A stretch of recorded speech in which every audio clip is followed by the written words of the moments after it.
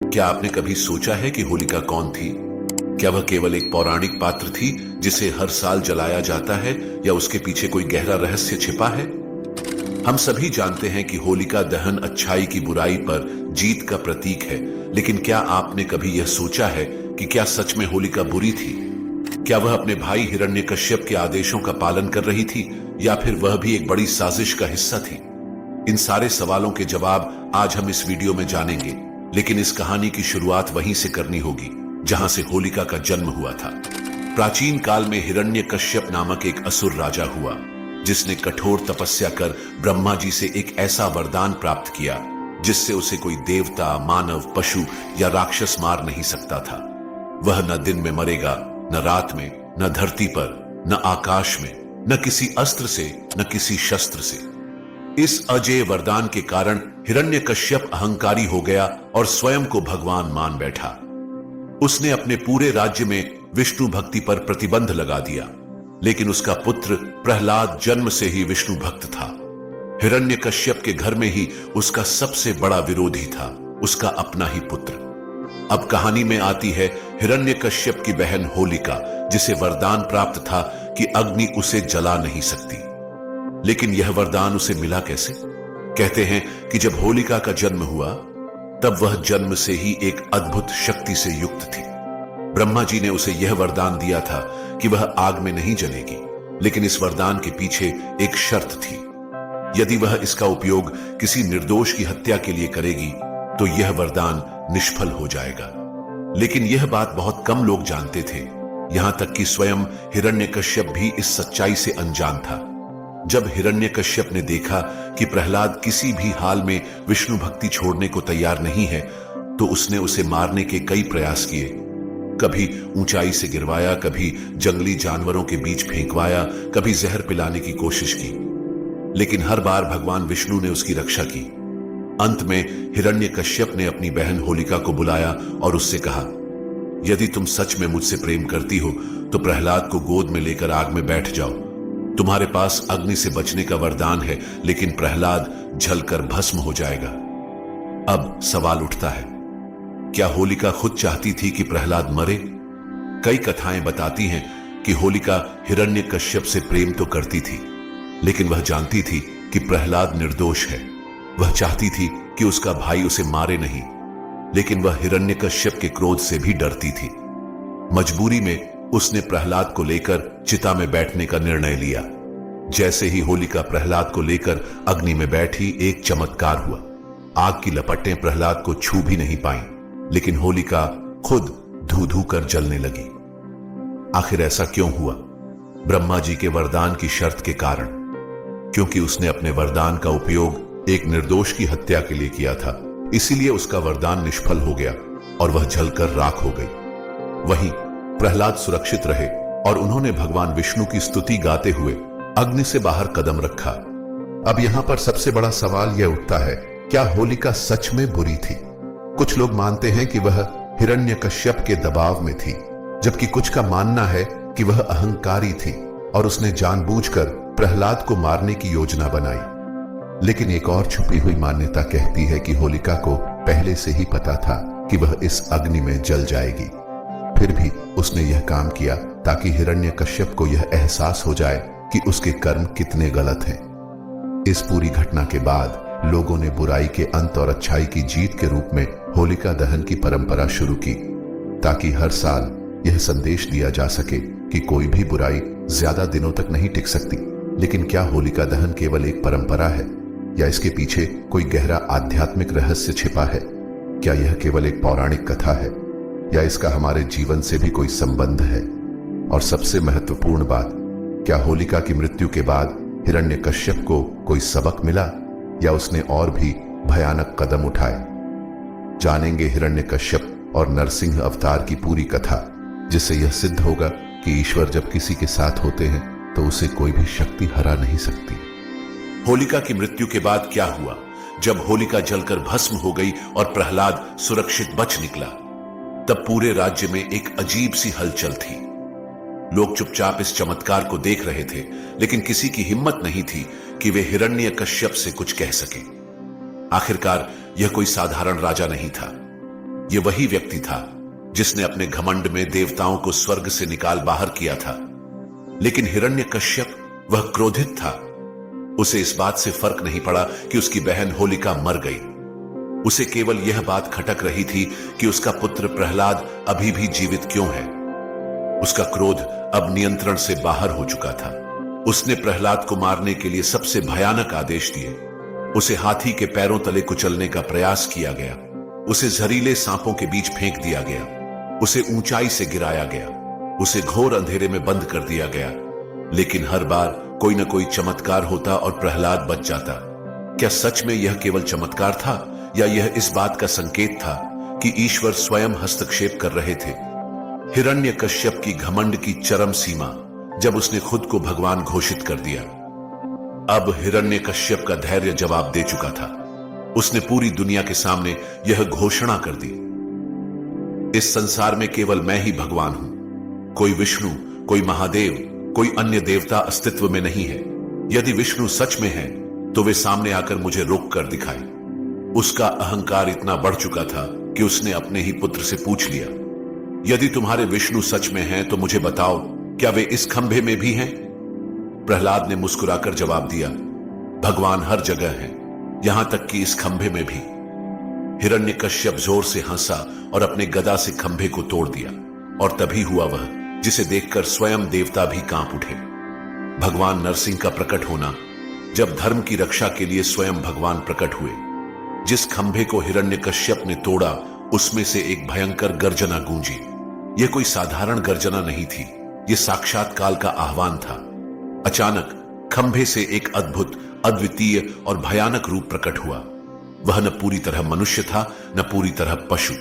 उसके आधे शरीर में सिंह का चेहरा था और आधा शरीर मनुष्य का था।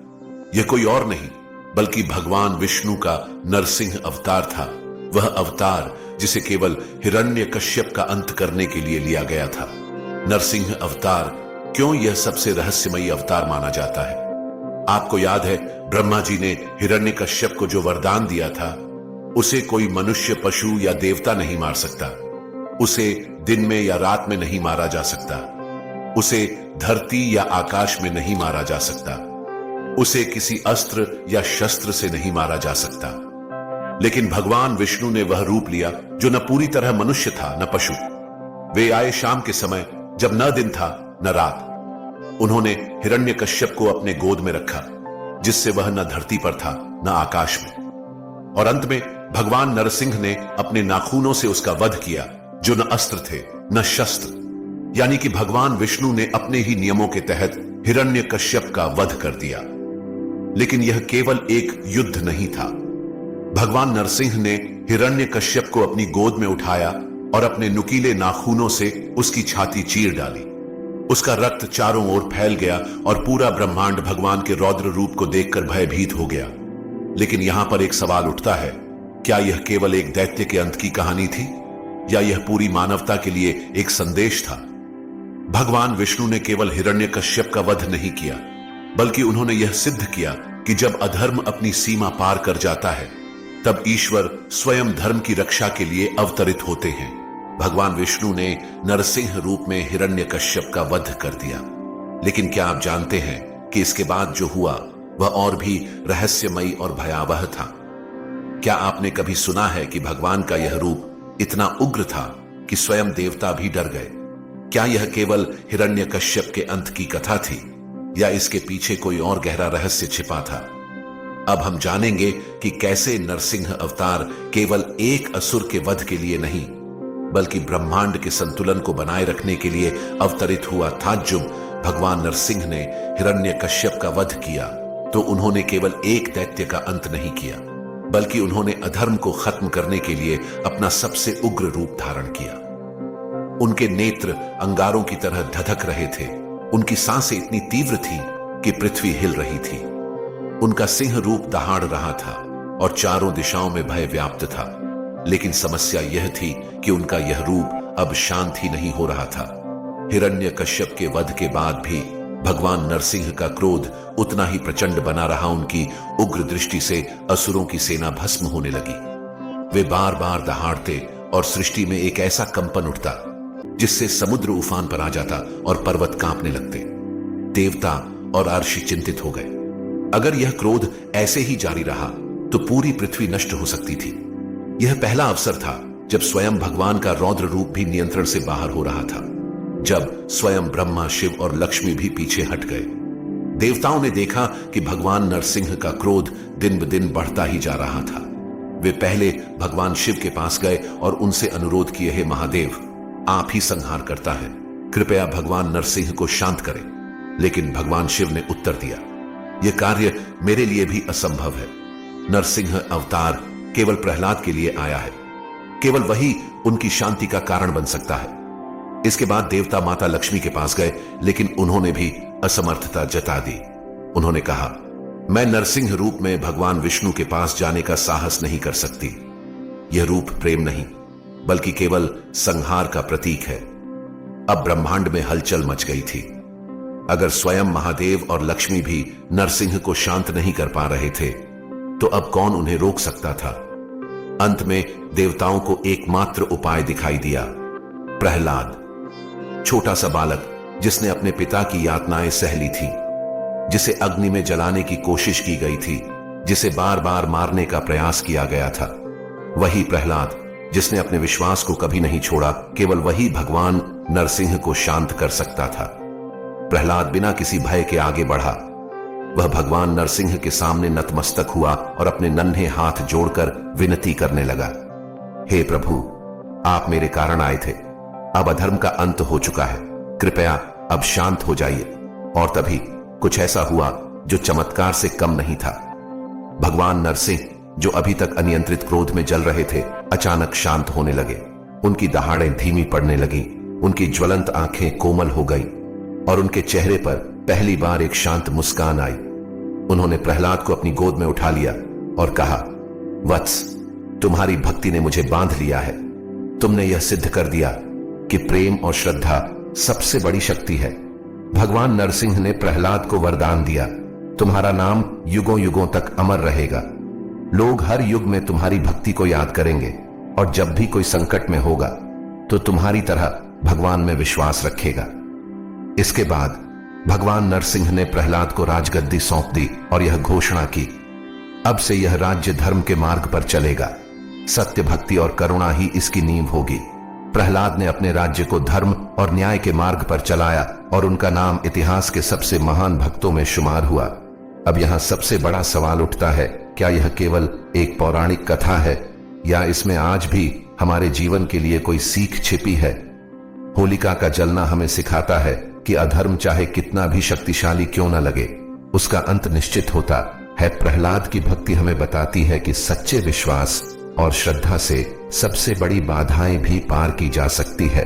हिरण्यकश्यप का पतन हमें यह चेतावनी देता है कि अहंकार और अन्याय कभी भी अधिक समय तक टिक नहीं सकता। भगवान नरसिंह का अवतार सिद्ध करता है कि जब धर्म की रक्षा के लिए कुछ भी नहीं बचता, तब स्वयं भगवान प्रकट होते हैं। यही कारण है कि हम हर साल होलिका दहन और होली का पर्व मनाते हैं। यह केवल रंगों का त्योहार नहीं बल्कि सच्चाई, भक्ति और अधर्म पर धर्म की जीत का उत्सव है। लेकिन क्या आपने कभी सोचा है कि हिरण्यकश्यप के वध के बाद भी उसके वंश में कौन कौन आया? क्या उसका राजवंश समाप्त हो गया या फिर उसमें से कोई और महान राजा भी पैदा हुआ? और क्या प्रहलाद की संतान भी उतनी ही धर्मपरायण थी जितना वह स्वयं था? लेकिन क्या यह कथा केवल यहीं समाप्त होती है? क्या प्रहलाद के जीवन में इसके बाद कोई और परीक्षा नहीं आई? क्या हिरण्यकश्यप के वंश का कोई और व्यक्ति उभरा जिसने फिर से अधर्म फैलाने की कोशिश की? और सबसे महत्वपूर्ण प्रश्न, होलिका दहन के बाद रंगों की होली क्यों मनाई जाती है? इस अंतिम भाग में हम इन सभी रहस्यों से पर्दा उठाएंगे। जब हिरण्यकश्यप का अंत हुआ और प्रहलाद को राजगद्दी मिली तो पूरे राज्य में शांति स्थापित हो गई। प्रहलाद ने न्याय और धर्म के मार्ग पर चलते हुए अपने राज्य को समृद्ध बनाया। लेकिन हिरण्यकश्यप का वंश केवल उसी पर समाप्त नहीं हुआ था। हिरण्यकश्यप का एक और पुत्र भी था, अंधक। अंधक को जब पता चला कि उसका पिता भगवान विष्णु के अवतार द्वारा मारा गया तो उसने प्रतिशोध की शपथ ली।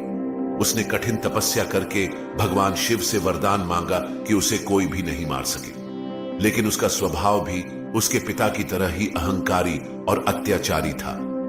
अंधक के बढ़ते आतंक को देखकर भगवान शिव ने स्वयं उसका वध किया और इस तरह हिरण्यकश्यप के कुल का अंत हो गया। यह कथा हमें यह सिखाती है कि भले ही अधर्म कुछ समय के लिए सिर उठा सकता है, लेकिन अंत में उसका नाश निश्चित होता है।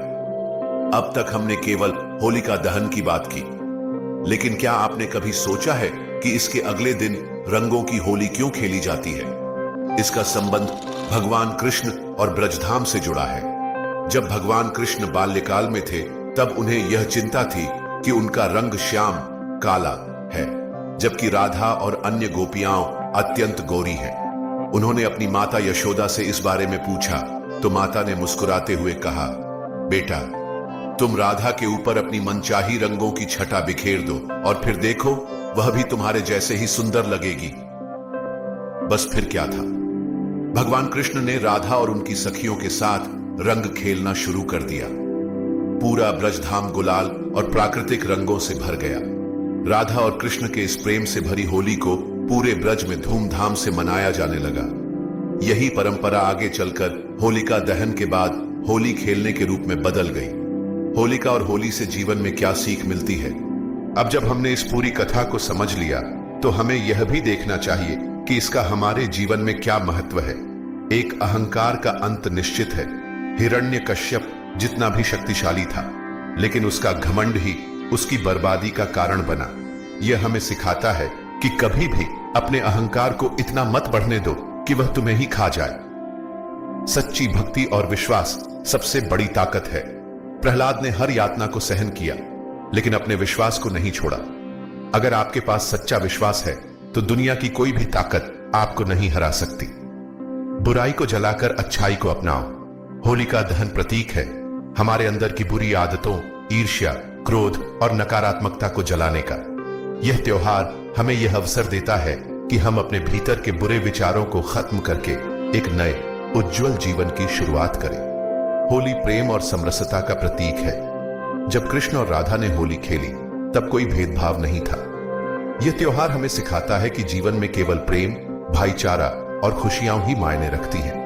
क्या यह कथा केवल पौराणिक कथा है, या इसमें आज भी एक संदेश छिपा है? जब भी हम होली मनाते हैं, हमें यह याद रखना चाहिए कि यह केवल रंगों और मजे का त्योहार नहीं, बल्कि धर्म और अधर्म की लड़ाई का प्रतीक भी है। जब आप होलिका दहन करें, तो अपने भीतर की नकारात्मकता को भी जलाने का संकल्प लें। जब आप रंगों से खेलें, तो सभी भेदभावों को भूलकर प्रेम और आनंद को अपनाएं। इस तरह होली केवल एक त्योहार नहीं, बल्कि जीवन जीने की कला भी बन जाती है। अब जब आपने होलिका दहन से लेकर होली तक की यह अद्भुत और रहस्यमयी यात्रा पूरी कर ली, तो हमें बताइए, अगर यह कहानी आपको पसंद आई, तो इसे दूसरों तक भी पहुंचाई, ताकि हर कोई इस पर्व का असली महत्व समझ सके। अब जब आप होली मनाने के लिए तैयार हो गए हैं, तो हम आपको ढेर सारी खुशियों, रंगों और प्रेम से भरी होली की शुभकामनाएं देते हैं। अगर आपको वीडियो पसंद आए, तो वीडियो को लाइक करें, चैनल को सब्सक्राइब और